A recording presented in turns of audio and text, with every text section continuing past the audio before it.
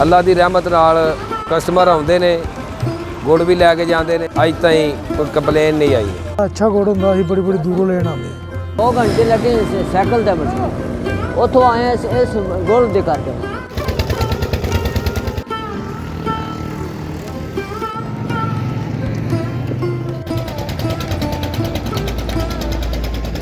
अलहमदुलिल्लाह एक नंबर गुड़ बनाने हैं, मिलावट नहीं किसी किस्म की। अल्लाह की रहमत नाल कस्टमर आउंदे ने, गुड़ भी लैके जाते हैं। अज ताईं कोई कंप्लेन नहीं आई। एक पूर जिहड़ा बंदा आंदा है भी मैं पूरा पूर लैना है, अपनी अखां दे सामने कढाना है, वो उधरों गन्ने का रस कढां दे वो ये आएगा। इस तो अगे जाएगा तकरीबन ये उतों रस कढ़न नाल ये चौड़ नाल तकरीबन 2.5 घंटे लग जाते। अल्लाह की रहमत नाल 2-2 घंटे खलो के इंतज़ार करके गुड़ लैके जाते हैं। इसकी वजह की है कि शाय एक नंबर मिलती है। अलहमदुलिल्लाह अल्लाह की रहमत नाल आपां आ चौथा साल इत्थे काम करदिआं नूं अज ताईं कंप्लेन नहीं आई। सुबह 5 बजे स्टार्ट कर लेने, रात 8-8:30 बजे ताईं काम चलता है। बड़ा अच्छा गुड़ तैयार करते हैं बगैर मिलावट तो।